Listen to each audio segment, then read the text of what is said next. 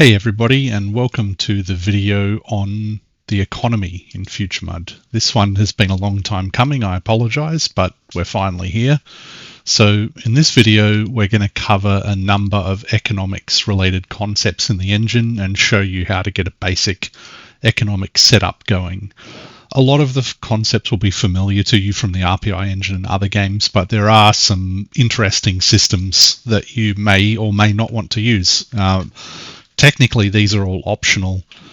Virtually all of these concepts were not implemented at the beginning of LabMUD, so it shows you that you can actually totally ignore these concepts and have a viable MUD if you want to. But equally speaking, there are some pretty advanced things you can do with this system, which I've barely begun to scratch the surface of, even with LabMUD, and would love it if some of you would pick up the slack on that.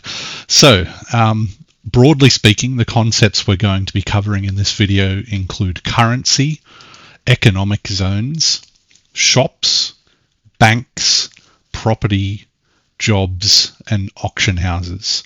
So I'm going to talk about them in roughly that order, starting with currency. Now, you can't actually use any in-engine building commands to edit currency. The seeder will set up currency for you, and if you need to edit it at the moment, you would have to do it in the database.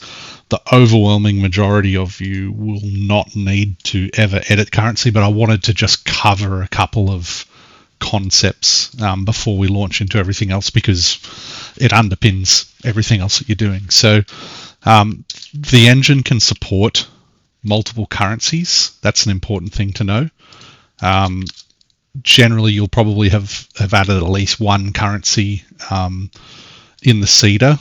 Most MUDs will only need one currency, but you might have a setup with multiple spheres or locations that have their own currency, and that's fine too. So it's important to know that there are separate currencies. People can choose which currency they are using with the currency command. There's only one option for that at the moment. Generally speaking, in most MUDs, you're only going to have one currency. It'll automatically be set up. You'll never need to worry about it.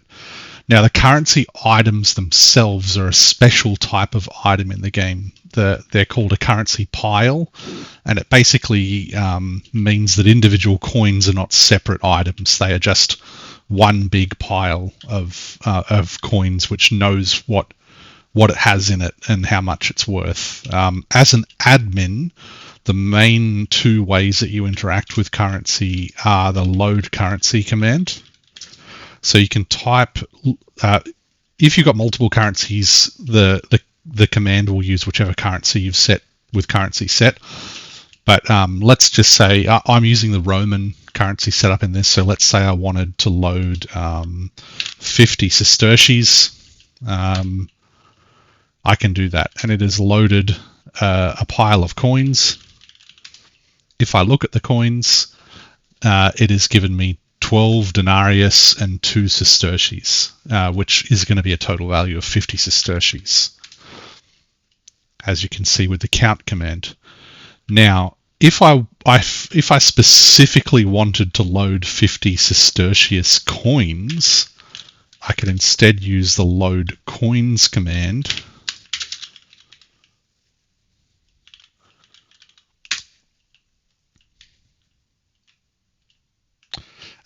Load currency coins. And now, if I look at those coins, you'll see that I added exactly 50 sestertius. So that's how you put currency into your world. You can also load currency through progs. I'll cover that in a separate video. For now, we'll need to know that because we're going to be working with money in this video. There's also a concept just that it's important to know called base value. When the engine is working internally with currency, it has a base value. If you think of it in terms of the currency, we'd mostly be familiar with dollars and cents. You can think of cents being the base value of 1 and $1 being worth 100 cents. So if you have a a pile of $5.50, the base value of that would be 550. Sometimes in the engine, internally, that's how it stores it. You may very occasionally need to know that in the use of these commands, so I thought I'd just cover it. Anyway, that's enough on currency. Economic zones, we're going to talk about them first because they underpin everything else. All of the rest of these concepts require an economic zone to function, and economic zones are the core building block of everything else. So what is an economic zone? Well, basically, it's an area of the MUD with rules about how people can interact with the economy. It can include things like taxes. It can include things like who is allowed to interact with the economy, and it also can even include things like clan ownership, which is something we'll talk about. But all of the economic zone commands are used with the economic zone command. You can type out economic zone or you can type out EZ. Now, I generally recommend that you would have an economic zone for each city or town that you have in your game, and you might have a separate economic zone for something like a criminal underworld, because you could have black market economic activity that's going on that is collecting protection money taxes. That's a valid economic zone just as much as anything else. So but anyway, we're going to create ourselves an economic zone here.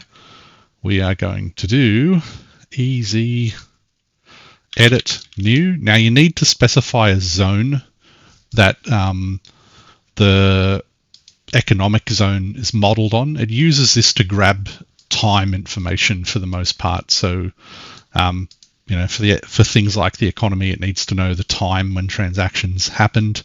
That's why you need to tie it to a real zone. So we're going to, in this particular instance, we're in zone 2, and we're going to call this the city market. Okay, so we have an economic zone.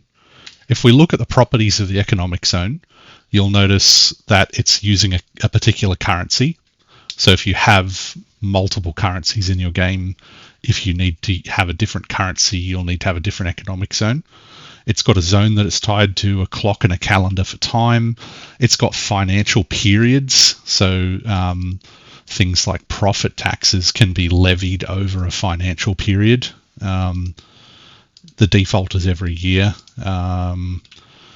Don't worry about taxable losses for now. We're not going to get too detailed into the tax systems, but it is quite detailed. And you can set it to discard old financial records if you don't want to keep tons and tons of economic transaction information for years. So currently this zone has no revenue because we've just created it. Nobody owes it any taxes. It's pretty straightforward. Nothing's been set up. So some of the things we might immediately want to do, and the things that you will do most often, are these two down the bottom: setting up a conveyancing location and a job finding location. We're going to talk about both of those later when we get to those concepts. So I think that I put the job one up here. So if I easy set job here, so this location will be where people in this economic zone go to post and interact with jobs. And what's the other one? It was north. Nope. No. There we go. Easy set conveyance. So this will be the location that people go to interact with property. So that's straightforward. The other thing we're possibly going to want to set with most economic zones is a tax. So we might just make it straightforward. And we are going to set a sales tax. We're going to add one. And it'll ask you what types We're going to call this the sales tax because we're very inventive. So I may add different models of how taxes work over the time, but I've only, so far for sales taxes, I've only got VATs, value added taxes, which is basically a percentage of the total transaction cost. So we'll select a VAT. Now that we have it, we've got to edit the properties. So we can set a description. We're going to say this is 10% sales tax. To go with that, we're going to put a rate, which is 10%.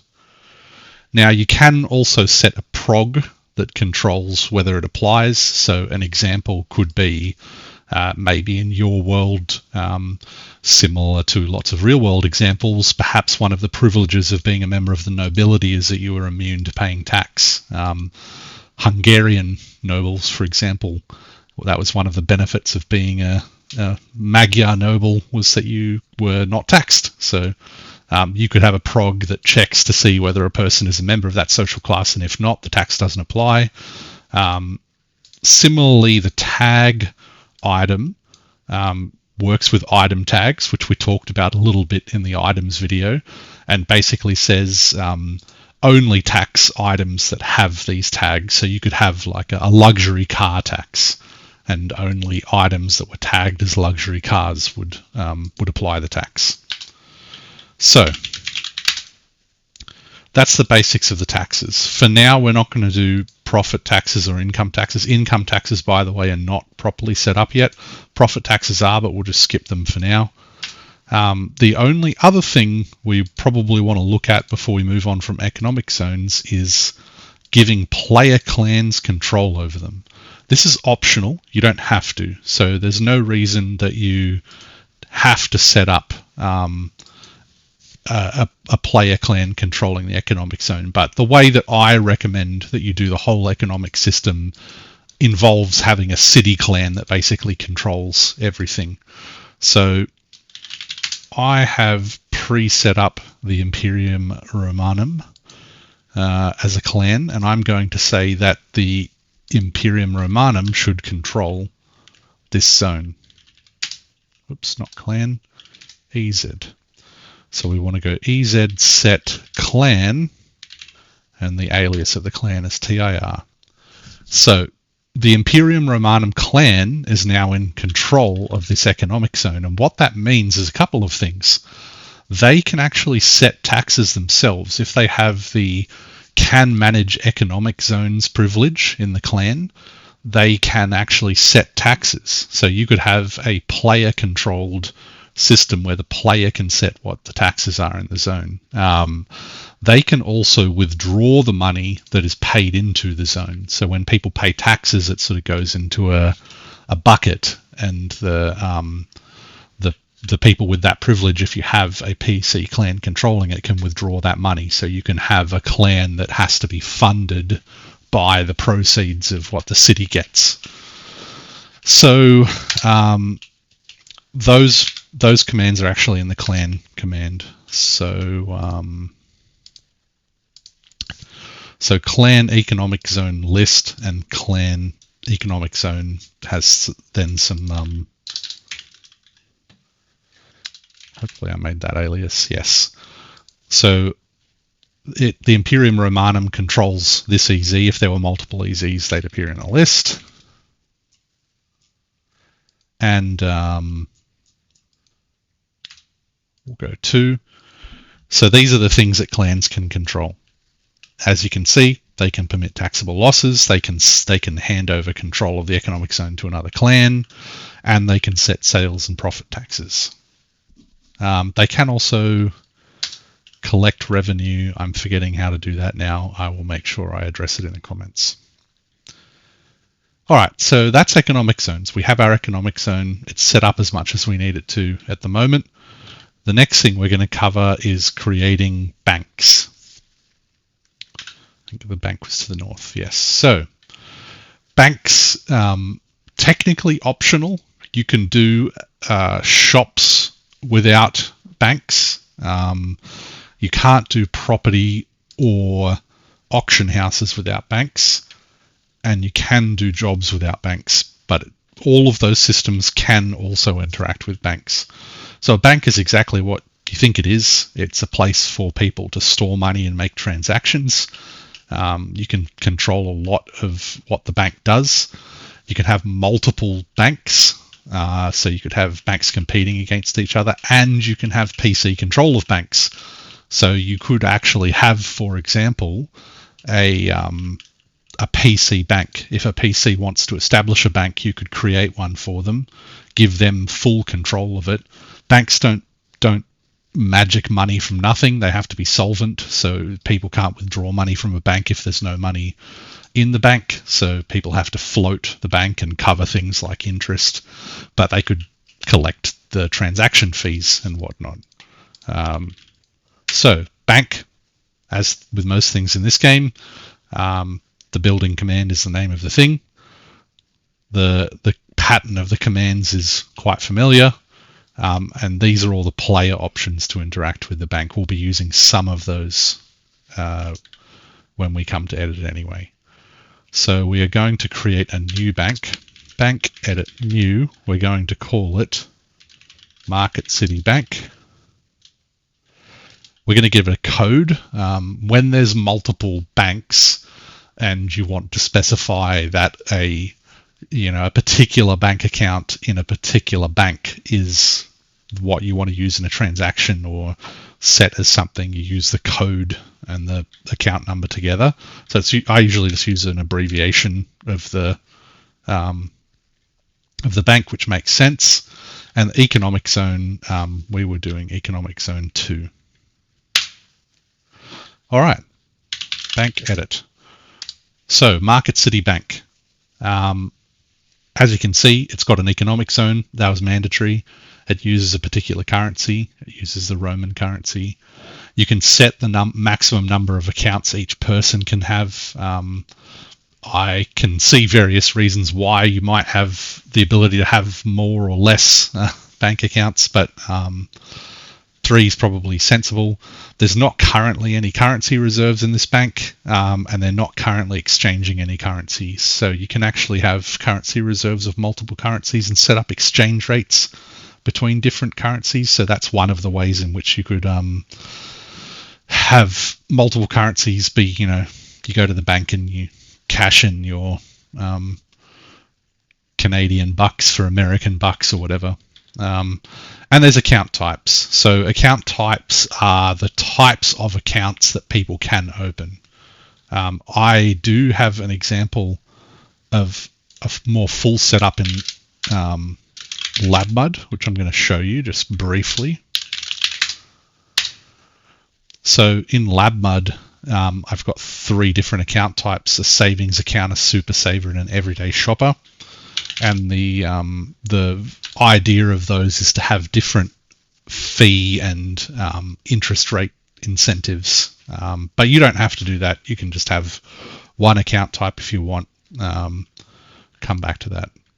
So we're just going to make a simple account type for now. So we're going to do bank set.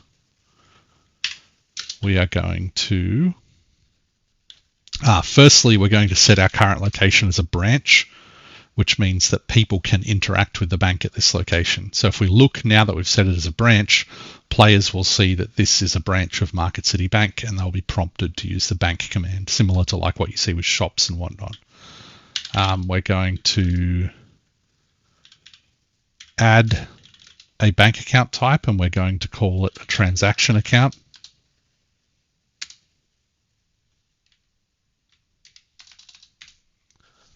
Now there's a lot of different things we can do.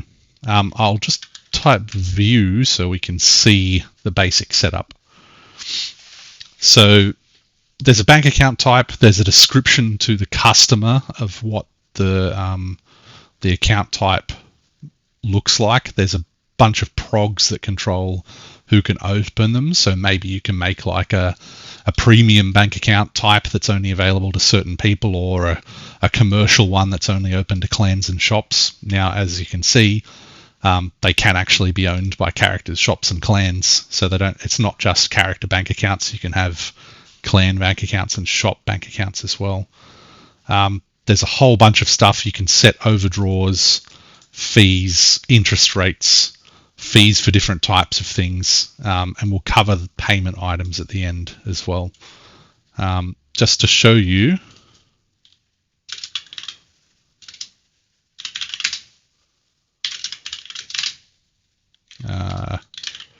savings account. So in FutureMUD, I've got some, there's like a 5% interest savings account, pretty good these days, which has a small deposit fee and a small transaction fee.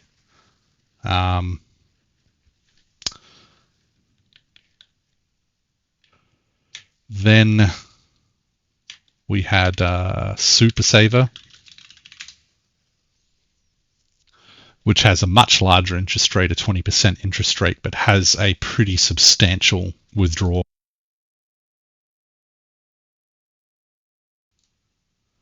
Yeah, pretty substantial withdrawal fee. So this one is designed for people to sit there and get money and not use it for transactions all the time. And then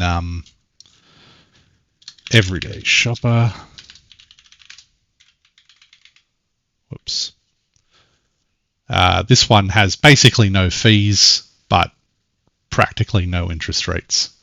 So this one is, these are just some examples of how you could set up different bank accounts. I eventually also want to extend banks to be able to issue loans as a special type of account as well, but I haven't done that yet. But you can sort of do a loan in a way by giving them an overdraw facility and have it, separate. They basically can overdraw the account and pay interest on that. But being a MUD, there's no guarantee people will pay it back. That's always the tricky thing. So we're just going to set a few of the properties on this one. You need to set the mandatory things that you have to set that don't come preset. Some of these progs. Nobody at the moment will be able to actually use the progs, the account, until we set a prog. So we're going to say can open.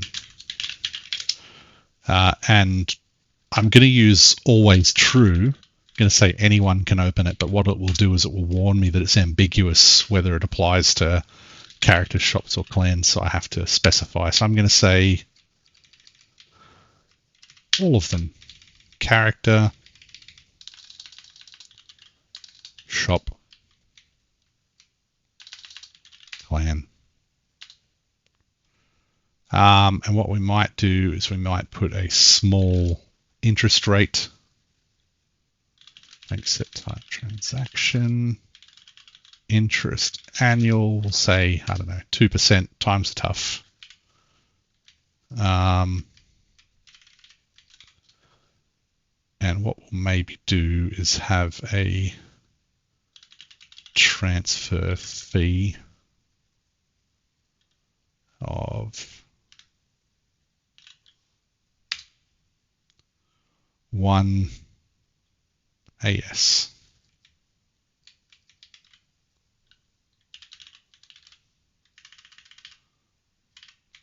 It's going to be 1 sestertia if you bank with another bank.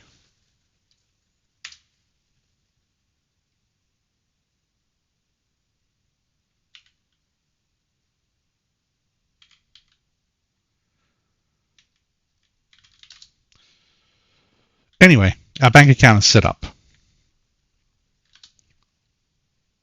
So now that we have a bank account, what we probably want to do is stock it.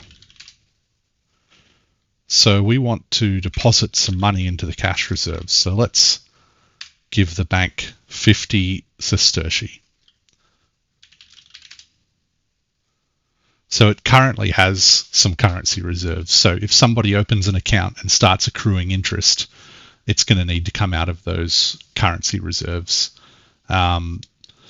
in your game, you either need to manage this manually. You can do something like just whack an obscene amount of currency, as I did in FutureMUD. I gave the bank just an unimaginably large amount of money, so I never had to worry about it. But you can actually set a PC as the manager and get them to manage this sort of stuff. Then they can even do things like, you know, more administrative stuff on people's bank accounts. They can credit people's bank accounts. They can withdraw from people's bank accounts and the cash reserves. So there's opportunities for crime and graft and all that sort of stuff. It's always fun. The bank manager can also see a special view where they see the net position of the bank, you know, summing up all of the interest obligations and fees in the net position. I wonder what it looks like in bank manager. What was that command? Balance.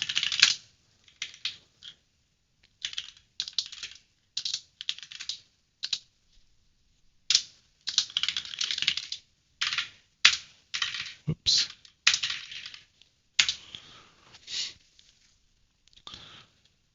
Yeah, so in FutureMUD, time is the currency. So there is a total of 1 century of money in people's bank accounts. There is currently 3 months of uncredited interest, so interest is paid at the end of the month. There are no fees pending for the current month because, you know, nobody's playing. And the currency reserves are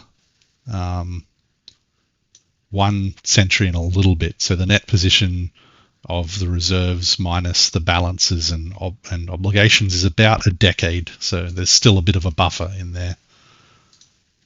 And we can also set somebody as the manager. It was in bank set. So bank set manager, you can either use a target or you can use their ID number of their character. So in this case, I'm going to make myself a manager. And if I do it again, I'm no longer a manager. So they don't have to be online. You know, there's your account. Your ID is 1. You can do it when they're not there. Okay.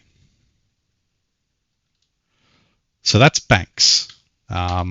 Let's actually open a bank account for ourselves while we're here. Bank account open. And we are going to open a transaction account. We probably should have set a description for that, but we're not doing that kind of stuff in this video. All right, so we've got a bank account with an ID of 1. How much money did we have again? Let's deposit. I think we need to specify the bank account, and we'll deposit 48 sesterces. Then what we will do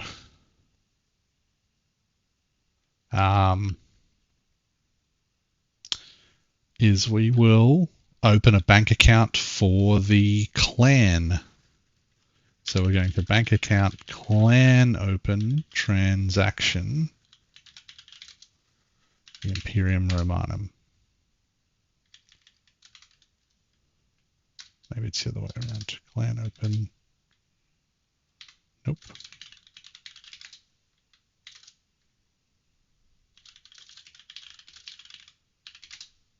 There we go. Got to use a full name for some reason. So the Imperium Romanum now has a bank account with number 2. While we're here, what we can do is we can clan set bank account Market City Bank 2. Actually, am I editing the clan? Clan set bank account Market City Bank 2. So now the Imperium Romanum can use that bank account for its payroll and other types of transactions, which is helpful.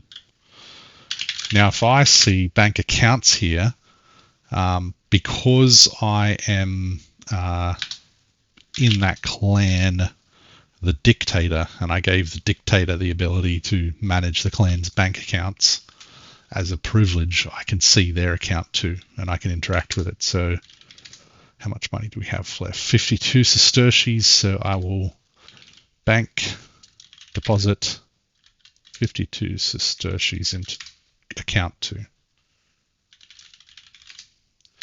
All right, so now the clan has a little bit of money and I have a little bit of money. We're done with banks for now. Let's get on to shops.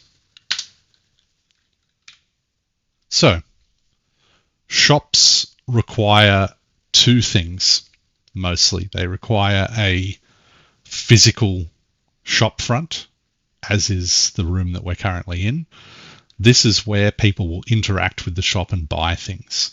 You can actually have a shop span across multiple rooms. It's not a problem at all. There's not you can have it a multiple room shop front if it was like, for example, a department store or something along those lines, or you just wanted an extra big ass shop with lots of different rooms. It also needs a stock room, which it can only have one of. It's going to be you're probably familiar with the concept in an RPI engine shop. There's usually a stock room as well. It works a little bit differently in this, but shops do need one.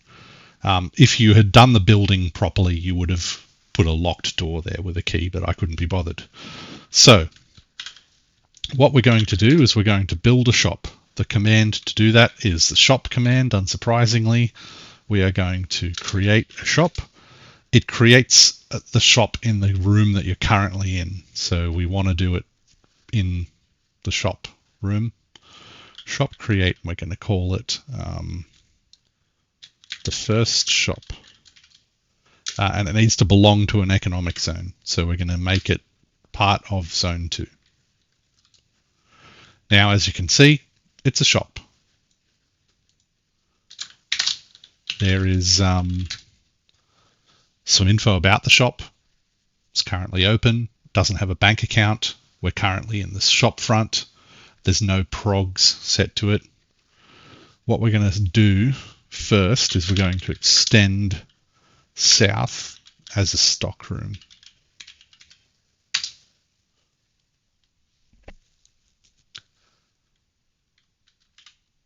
So this now counts as the shop as well. There's another type of room called a workshop. It's currently non-functional, but in the future, the workshop is going to be a part of a shop where NPCs will go to make items to create stock. But it doesn't do anything at the moment. You can set a workshop if you want to. But yeah, you could also extend if you had like a you had an east room or something here that you also wanted to be part of the shop front. You could easily do that with the shop extend east and just don't put the third argument. What we're also going to do is we're going to shop bank,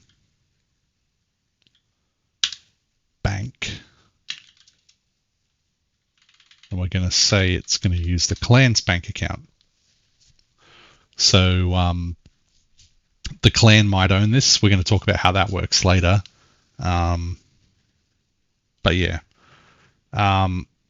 The other important thing we need to do before we get into building the shop is we need to set a till, which is how people interact with the cash part of it.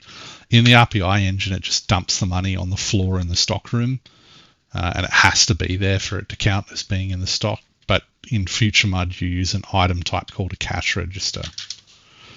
I haven't built one, so we're going to build one together. Comp edit new cash register.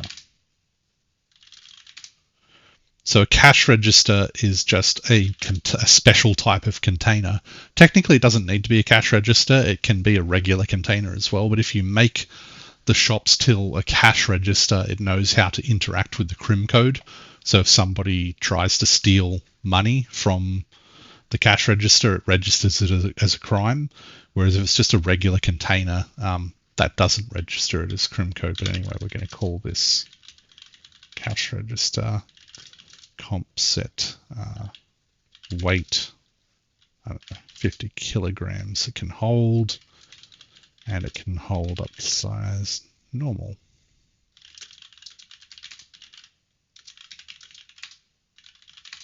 And then we're going to quickly create one.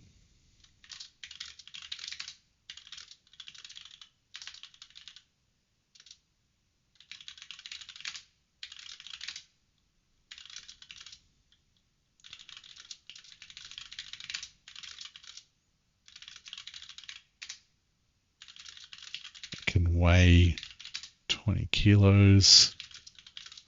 It can be made out of wrought iron. It's an old school.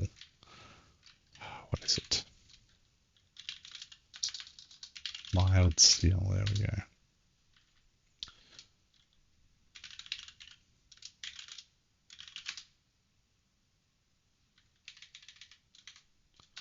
Bloody hell.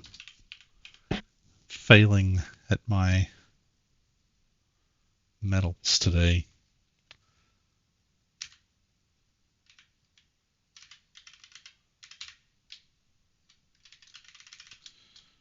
It's going to be open hearth steel.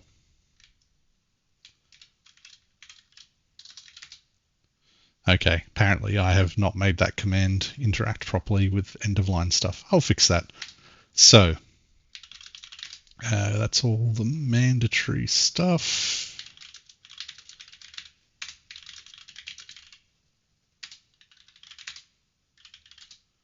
All right, so we are going to load a cash register.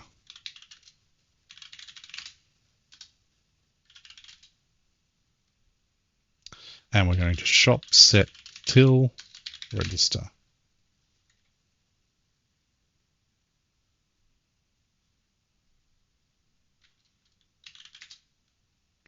Shop till register, that's the one. All right, so it's now got a till, which is where it will put the money. So basically the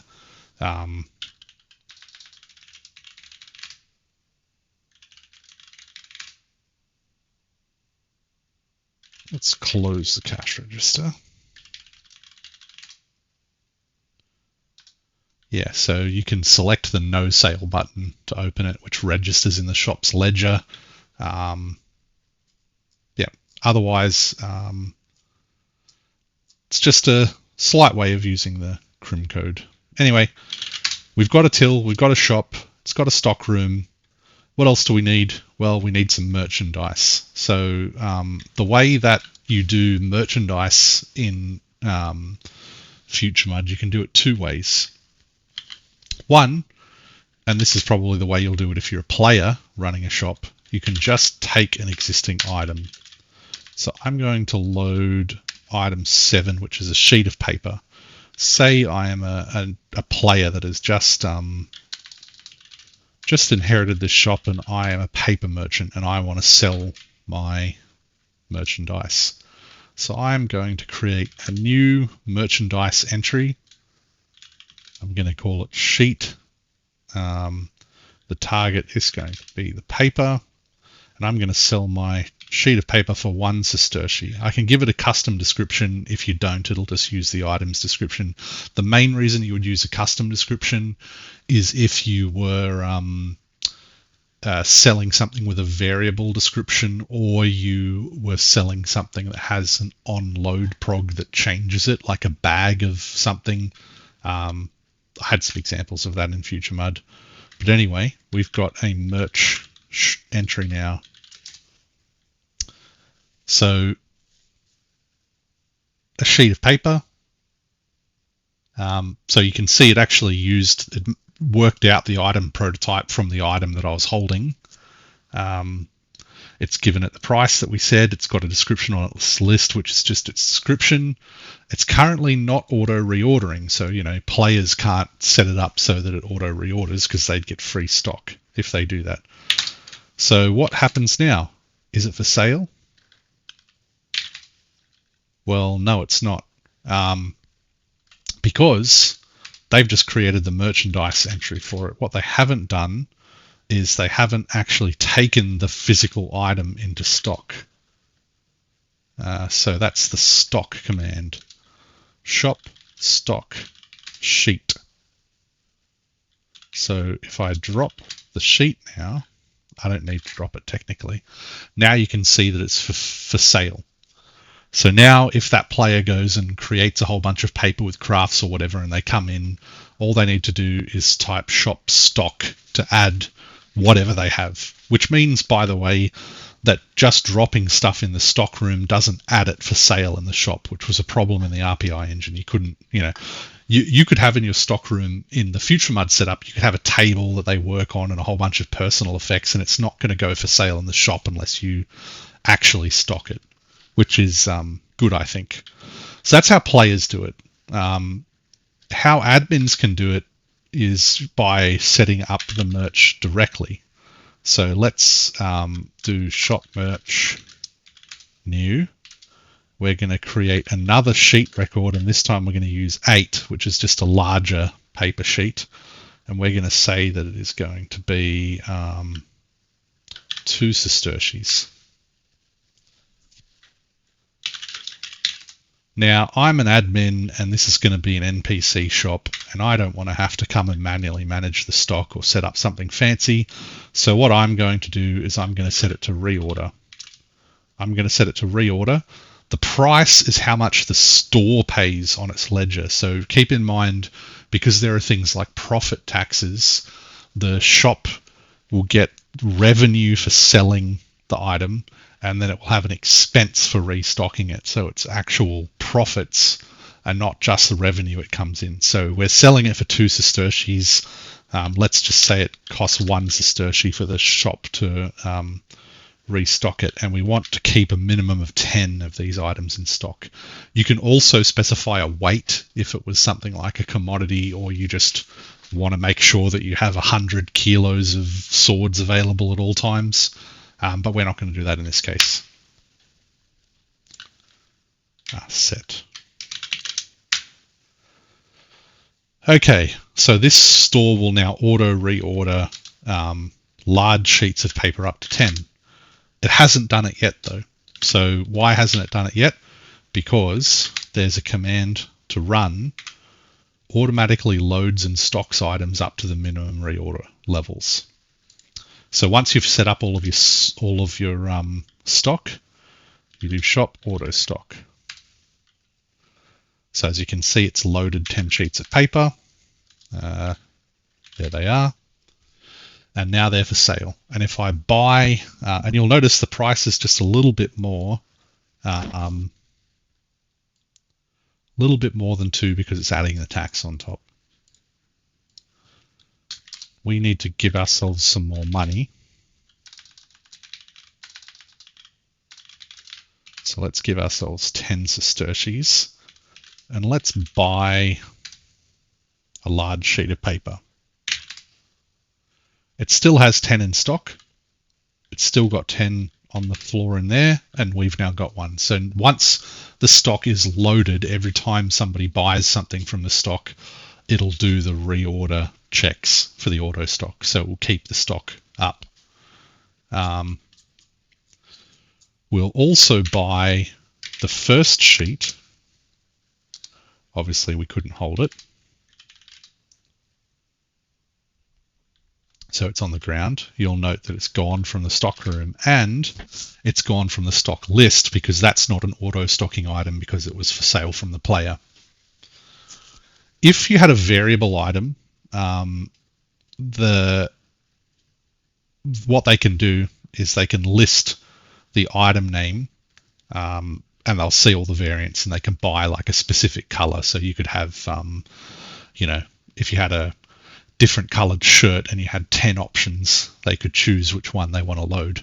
When you do set the reordering, you can set it to, where was it? Shop merch.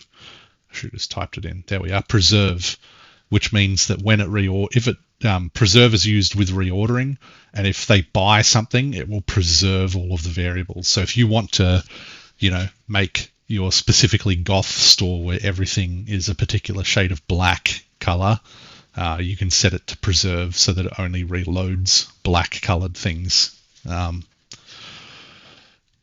that's pretty much all of the basic things to do with shops. There are AI shopkeepers. They don't work very well. I don't recommend that you use them at the moment, and I'll cover them in a separate video later.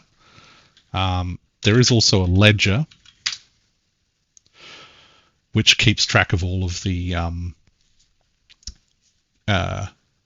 activity in the shop. So notice at the bottom there, we've got that manual stock where we manually stocked the sheet of paper. We restocked the other sheets and paid 10 sesterces. We sold a large sheet and restocked it, and then we bought the other sheet which we didn't restock. It's collected a certain amount of tax, and it has a net position which is negative because of that initial restock at the moment. So the shop will keep track of its transactions throughout the financial period. Arguably, it probably shouldn't. I'll look at that when you manually restock stuff. I don't think it should put a transaction on now that I think about it, because you paid for that some other way. Anyway, the other things that are interesting is that you can pay your taxes. So let's pay our taxes. Our shop does owe a little bit of taxes, and it now owes nothing. So we paid all of our taxes. Yep. That message sucks, but EZ.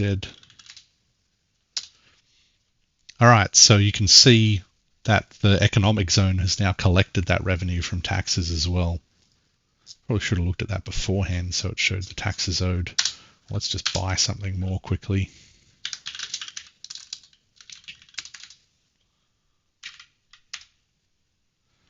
So yeah, now you can see that the economic zone is aware that it has some outstanding taxes, and it's aware that it's been paid a certain amount.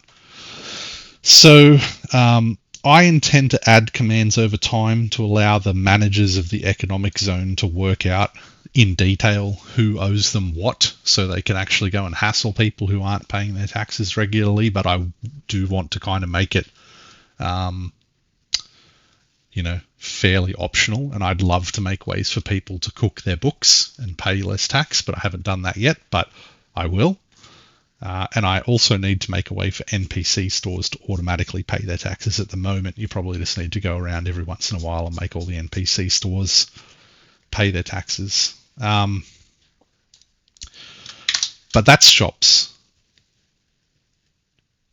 The next thing that we're going to cover is auction houses, because quite quick. Where did I put the auction house? Here we are. So auction houses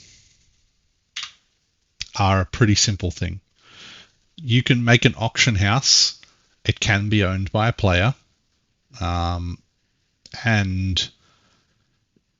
people can list items for auction, and the auction house takes a cut. It's as simple as that.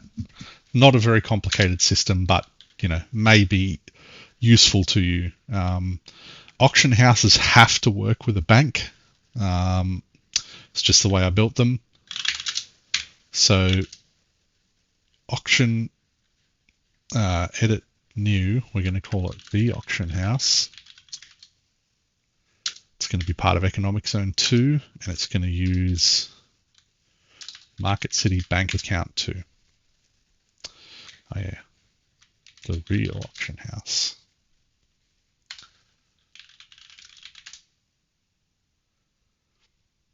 All right, so again, it created in the room we were in. It's got a bank account. It's got a listing fee of 2.5% of the sales price of the item. We could change that to also have a flat fee. So let's say the flat fee is 1 sesterce.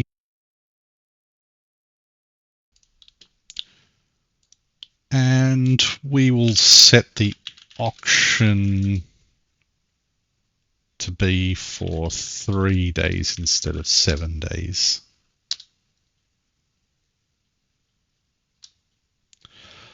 That's really all you need to do for an auction house. Now, as you can see, players see that this is an auction house. It's not currently auctioning anything. Let's list a sheet of paper though. I might set myself as a player so we can interact with it as a player would. Auction sell sheet. We're going to sell. We want to auction this sheet of paper for 4 sesterces. We are going to deposit our winnings into our own personal bank account, and we'll put a buyout price of 10 sesterces if somebody wants to buy out. Oh, I'm putting the whole stack on. That's very generous of me. Well, let's up the prices then.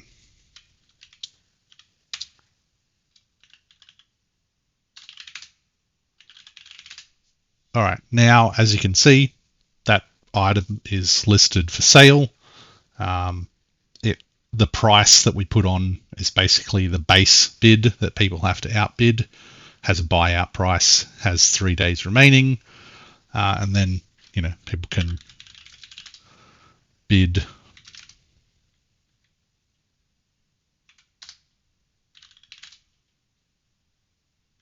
Yeah, anyway, let's say we will bid 12 silver and 1 uncia. Oh, I don't have any money.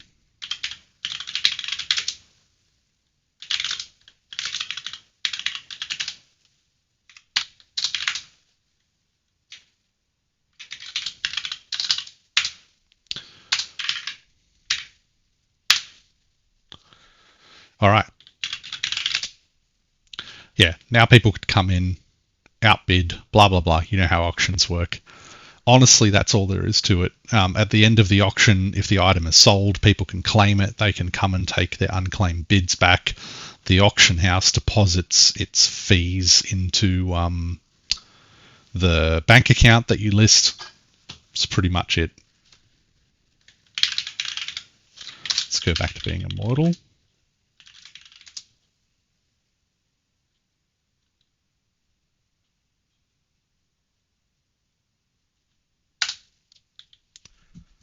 But yeah, if you had a player who you wanted to run an auction house, for example, you can just set the bank account to be their bank account, and yeah, away it would go. They would just make profit, as does any business entity. So yeah, auctions, pretty simple, something you can use. Now I forgot to mention one thing with shops. Remember we had our shop here called the First Shop, and the room name is called A Shop. Now, people can actually rename the shop. So they can name this to Shop Prime. All right. And the room name's still a shop. So say, in most cases, people are going to have the name of the room be the name of the shop that's in it. But what if the person renames? So there's one thing you can do for that. When you name the room, you can use the text. I think it's at shop, but let me just see.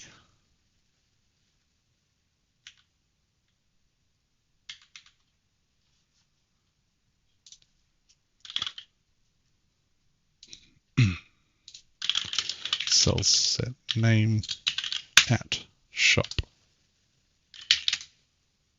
Yes, there you go. So if you use the at shop tag in the room name, it'll change as you rename the store. So if we shop set name another shop be here, you'll notice the room description has changed again. So that's something handy you could do. I recommend that you name your shops in that fashion, and you can even do with the stock room. the stock room of at shop, and there that'll change and update as well. So, shops. We are going to talk about property. So property is a whole thing. It's a complex system. So you're probably all going to use shops in some way. Most of you will probably use bank accounts. I don't know whether all of you will use property or not. I hope that you do, because I think it's a cool system. But I understand that it's not for every MUD. But property is basically the concept of owning and leasing locations in the game world. So like most things, the building command is the name of the thing. There's a lot of concepts involved in property. Another interesting thing, as it mentions here, is that it allows property to interact with law enforcement. So, having something be marked as a property can also make it be marked as private property. Therefore, when somebody is trespassing or shouldn't be there and that kind of stuff. So properties, admins build properties, but then they can set them up to be owned by other people, and virtually everything else is done by the people who own them. Properties can also be owned by clans as well as individuals. So, for example, you might have, at the start of your game, quite a lot of property that is owned by the city clan, but it leases it to other people, so the players can lease the properties, and the clan collects the revenue from that lease. So, as with a lot of other things, property requires bank accounts. So you will have to have bank accounts. But basically, we are going to start by building a property. And we're going to do it with the shop, first of all. So a shop can be property. Lots of things can be property. So we're going to... property edit new. We're going to call this, I've done a bunch of properties in LabMUD, just to give you an example of a bigger setup. And basically, I've just named them like a street address. So you might have a, Market City Shop 1 or something. And it's going to need to have an economic zone. In this case, we're going to do it 2. And you need to give it a default property value. So let's say the property value for a shop to buy outright is going to be 1,000 sesterces, and a bank account for the default owner. This sets the owner. So all properties have to have an owner. This is an important thing. All properties need to have an owner. They can't at any time not have an owner. So at a minimum, you're probably going to need to have the city own stuff. You can have it be an admin or an out-of-character clan or something like that, but you can even have it be your admin avatar if you really want to. But I recommend that you do it the city owning things. So the city clan, we've got... if you use you have to use the bank account, and it will infer the owner from the bank account. So we'd set up Market City Bank 2 as the clan. So there we go.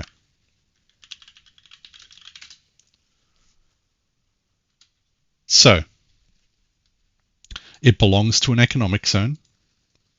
It has a last change of ownership. Has a sale value.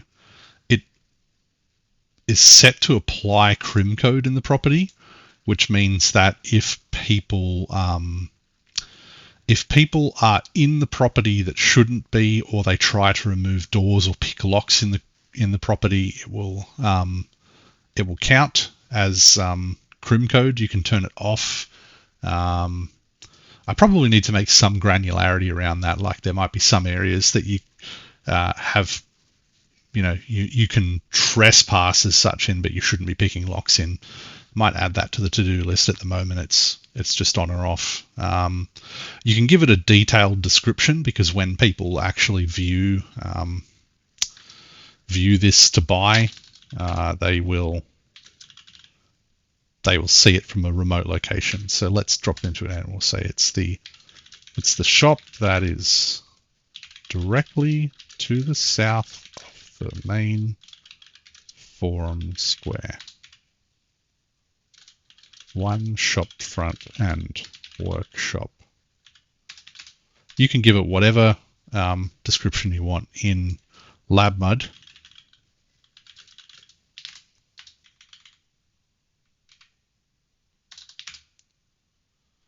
I gave them, a very advertisey look.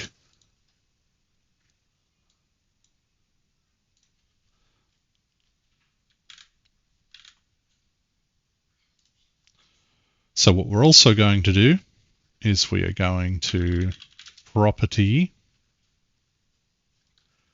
set room, but we're going to go into the stock room and we're going to add it to the property. So each room can only be a part of one property.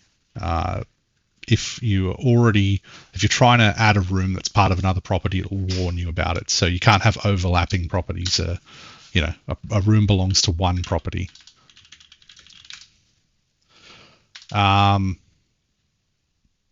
The other things we can do with the property, well, from an admin perspective, this is about all you need to do, right? So you've got the property. We'll close that off. Now, the Imperium Romanum owns it. They can do a few things. They can put it up for sale. So that's called a sale order. Property, where is it? Sell. We are going, actually I have to use the clan version of this command because the clan owns the property. So it's clan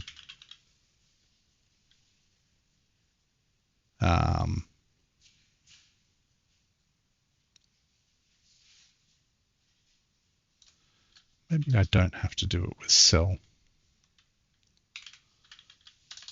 Property sell. Oh yeah, and if I'm doing all of these commands, I need to go to the real estate.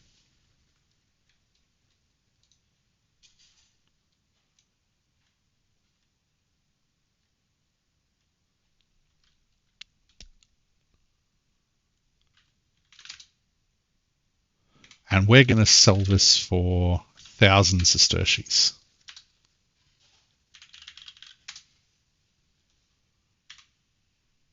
So we put up a sale order. We can choose to delay the sale until the future. So we can say, I want to sell it in 3 months or something like that. We're not going to in this case.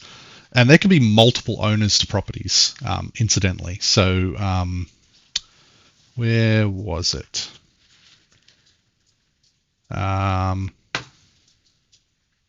It's called divesting.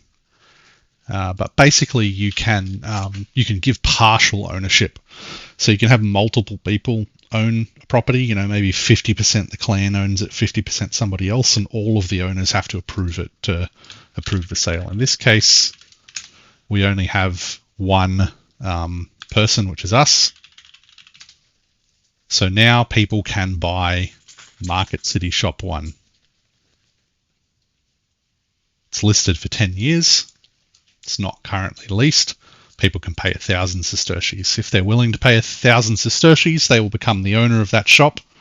The owner of that property, which includes the shop. And one of the things they can do, because it includes a shop, is once they own it, they can claim the shops, which will give them ownership of all of the shops that are included in that property. Now, we could also set this to be leased.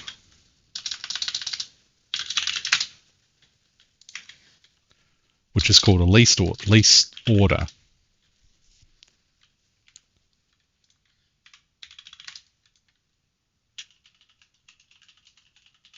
Make lease.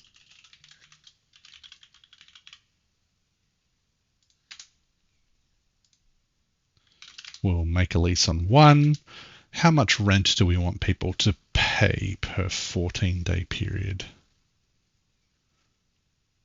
Let's say 10 sesterces. And they need to put up a 100 sesterce bond.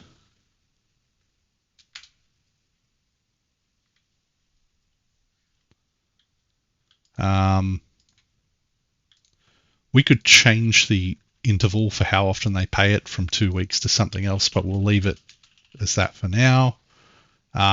We can also set a prog to determine who can actually lease it. So maybe certain people are not allowed to lease. Maybe we're only leasing to patricians. We don't want plebeians or, heaven forbid, other Latins or barbarians renting in our nice zone, so we don't let them. So we use a prog like, I think I made a prog. Is patrician, maybe?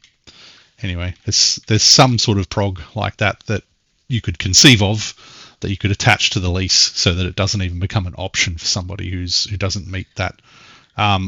We also want to probably be able to say, we can choose whether it will automatically get relisted at the end, like whether if the lease ends and isn't renewed, if you just want to list it back for lease again, or whether you might want to toggle that off so that when the current lease ends, you can reoccupy it yourself.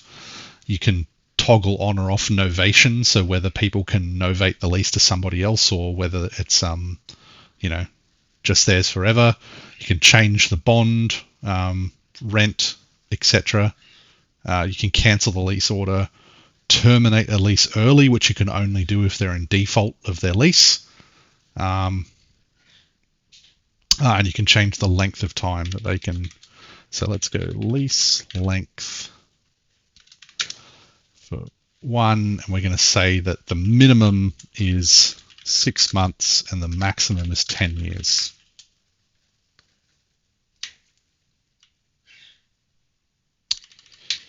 Um, 180 days.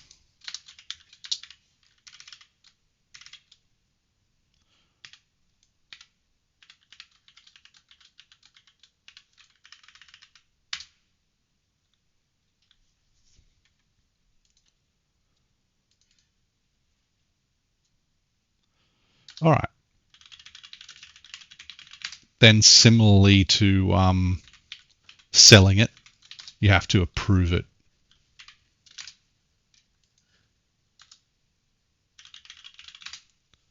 So now this is both available for sale and for lease, which is not a conflict, incidentally. So if somebody leases this and the property is sold, the lease is still valid. So the owner is basically buying the right to collect the rent from the lease.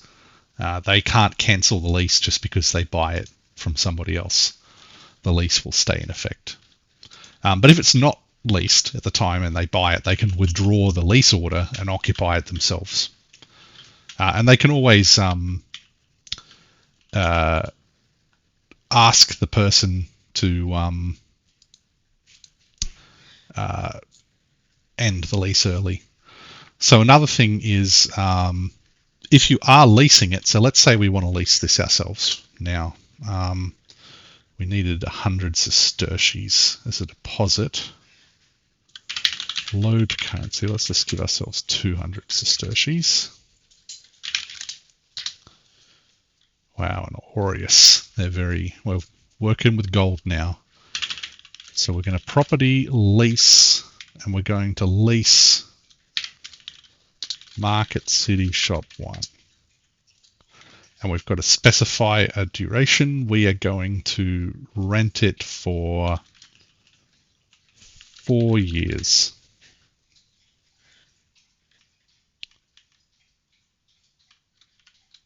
Let's go, it's 4 years and 48. That's 212 weeks. So now we are actually leasing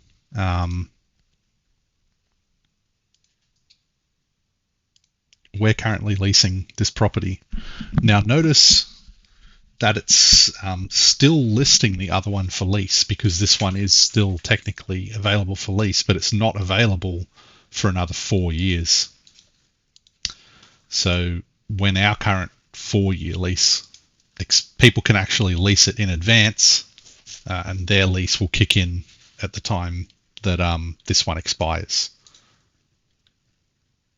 So what? Now we have leased a property. If we had actually bothered to set up all of the doors and such, what we can actually do is you can return keys as the owner. So say you had a bunch of doors. When we set up that shop, you would probably have wanted a lock to the storeroom at the very least.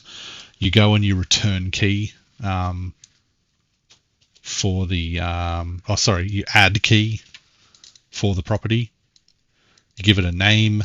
You say the item. You put a replacement cost if somebody loses the key, doesn't return it, it comes out of their bond. And then when you return the key and the item is held by the real estate, and then when somebody leases it, they can claim the keys and get the keys, and they have to return the keys before they can get their bond, essentially. So that's a whole thing. But that's how it all works. Basically, I recommend that you set up properties for housing, for shops, etc. It gives players another money sink. They can invest and speculate in real estate property. They can sell it and they can lease it, and it's available. I'd like to make some VNPC actors that will lease this sort of stuff, so it's not just players driving the economy, but have it so that I don't know, if a VNPC leases a property and somebody else wants to lease it, they can just kick them out, so it doesn't disadvantage. So property is always available for players, but there's still some benefit to owning a property and listing it, even if the players aren't biting. That's a longer term goal. But yeah, that's properties. Clans can own properties too. We talked about that. The privilege they need is called can manage clan property. There's also a privilege called can access clan property, which gives them the ability to be on the clan property without being considered trespassing. So you can have the city clan own stuff, and then you can give all of your citizens the can access clan property, and then they're allowed to be there. Yeah. Jobs, final thing. So, jobs can be set up by admins or players, and they are a way for people to earn money for their skills, essentially.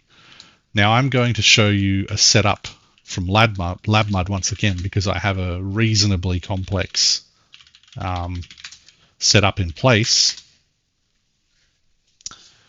So in LabMUD, I have a whole bunch of jobs that I set up.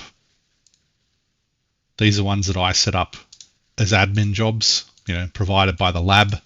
They use a couple of skills that are otherwise non-functional that I never got around in LabMUD to giving any crafts or anything for, but people have taken, like mechanic and chemistry and all that sort of stuff. I wanted to reward people for that and give them ability to grind the skills. But what do jobs do? So you can make a job, and you can set a whole bunch of properties about it. So let's just have a look at one of those jobs. Let's show the robot electronics engineer. So there's a job posting. There's a description of what the job posting is about. There's an employer. That can be a clan or an individual. So in the LabMUD example, you see that Sue has posted a job. That's a player clan has posted a job, and otherwise the lab ones are ones that I've posted personally as a admin. It's ready to go. So while you're editing this stuff, you set it to not ready and it doesn't appear in the list for people to get. You can archive the job to make it not appear. You can set a full-time equivalent, so people can actually take more than one job. But if they get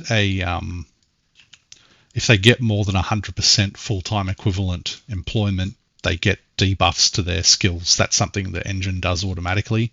So if you want to set a job as being like a part-time job or something like that, you can set that to be less than that. But most of the time, you're going to just leave it as 100%.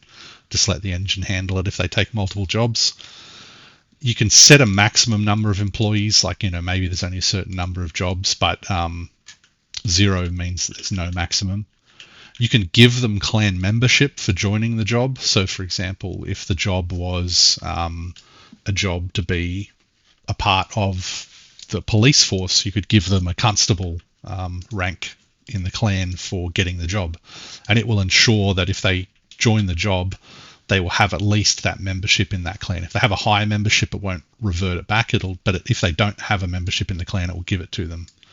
And the personal project is something you can optionally set up that lets them put in extra effort. I'm going to talk about projects in a different video where I talk about crafting and that kind of stuff. But it's a way for them to use that out of character resource slot. Or sorry, it's an in character resource slot, but an activity slot to do better on their job, and you can make it so that the pay scales. So in the pay expressions in LabMUD, I set it up so that the effort they put into the job gives them the opportunity to earn bonus money. So there's a base pay if they do nothing, and then they can get extra if they put in extra effort using the personal project, which also allows them to grind the skill. You don't have to set a bank account for a job, but if you do, the job can draw from the bank balance to pay payroll. Otherwise, you pay in money to the job. If you don't have money available to pay people, you owe them back pay. And they can be owed money by the job, but they can't claim it because you don't have any. They can only claim money that's actually in there. And obviously have a daily pay commitment. And in this particular job, they're getting paid every week at a particular time, and they're getting paid a certain amount. Really, that's all there is to it. There are a few additional things, I suppose, that you can set that we didn't talk about. You can set them to have. They can only have. You can set them to only be able to have the job for a certain amount of time. You can set a prog that filters who can have the job. So in these particular cases, did I set a prog for them?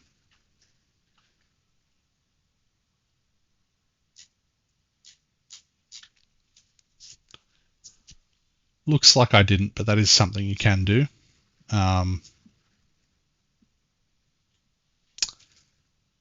Yeah.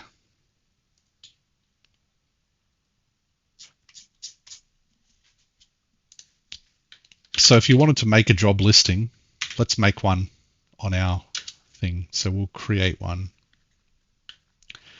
We're going to make a new job listing, and we're going to call it construction laborer.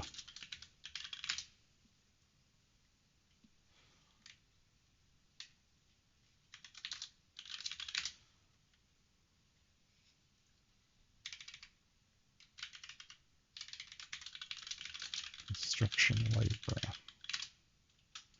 All right. It's got a default description in there, which is just the Wikipedia entry for employment. But you might want to change that to talk about what the job is. Note that because I posted it, it's posting me, my admin avatar, as the employer. If you were doing this on your own, you would probably want to be making it from a clan as an employer or from an NPC. So, for example, possess an NPC and then post the job as them if you want them to be the employer. It's not ready, so it won't appear in the jobs list. what we're going to say with this construction laborer,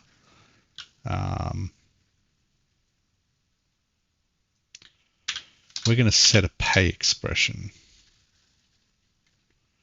Job pay.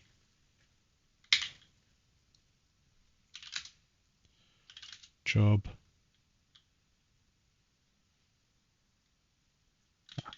set.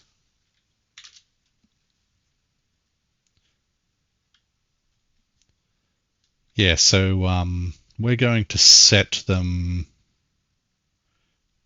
Easy pay is going to be, how many sesterces should they get per week?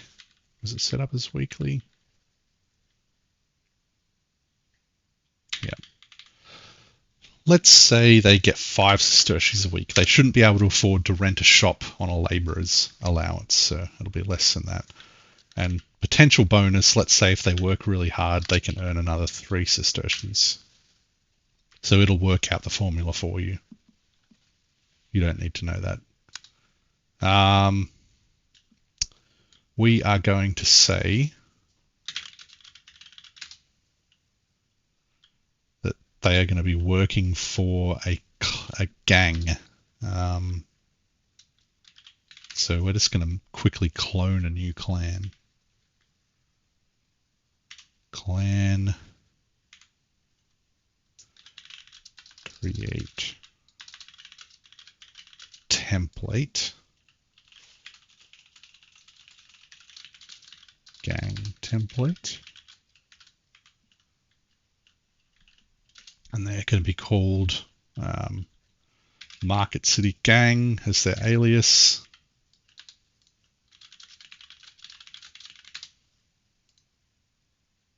Okay. Clan invite. Would have automatically, yep. So I've got the rank of boss. Clan show MCG. So what we're going to do is we're going to set on this job set clan MCG. So they'll get a membership in the gang. They'll get it at the lowest level by default. We're not going to give them appointments or pay grades or anything like that.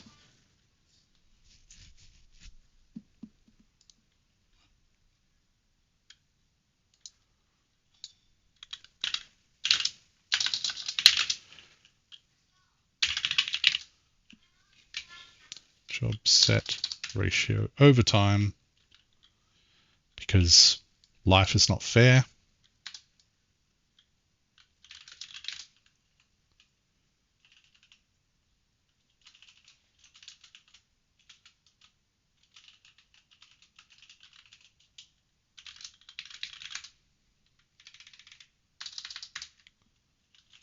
All right, so it's now publicly listed.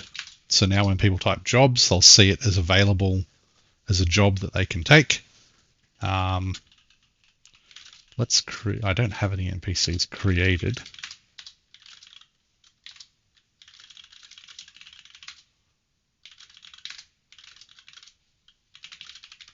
Rates human.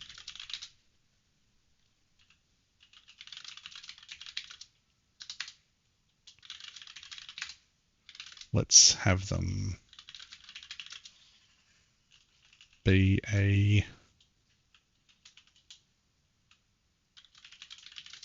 Roman-born citizen.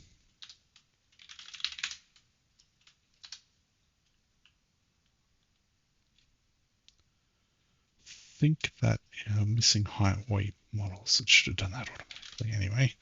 NP set HW model male.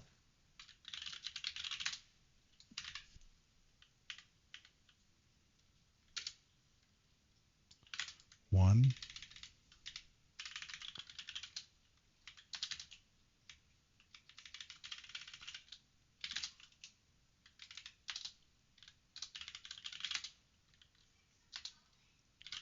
Well, here's the one you told me about. Missing name profiles.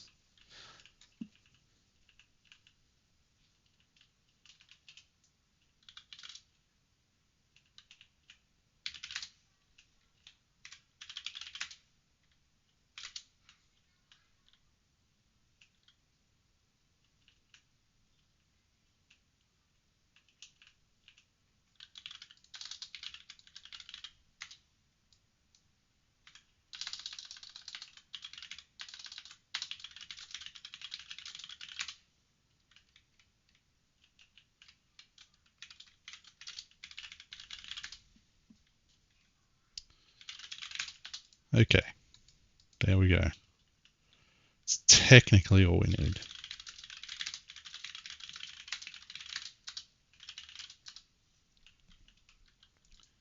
All right, so let us load our NPC. Portly bloke with a short nose.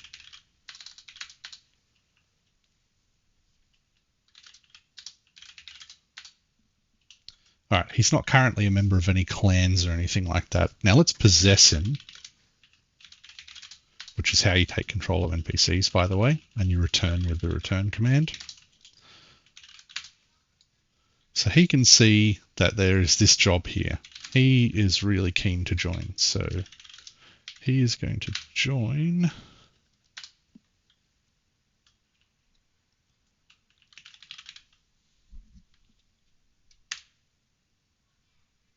Oh goody, a crash.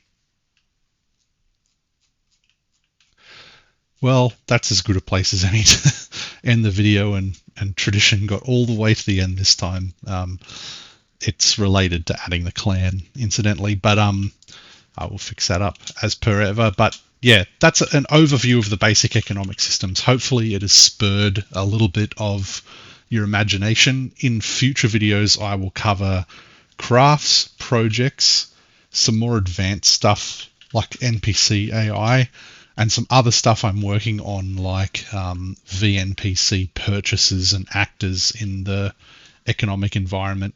I hope to be able to set up a basic economic mini game as such in future games implemented with FutureMUD that makes an actual interesting thing to do for people with lots of money, rather than just, well, I've already bought the best armor and weapons, and the game has to implement a whole bunch of money sinks just to take your money away. But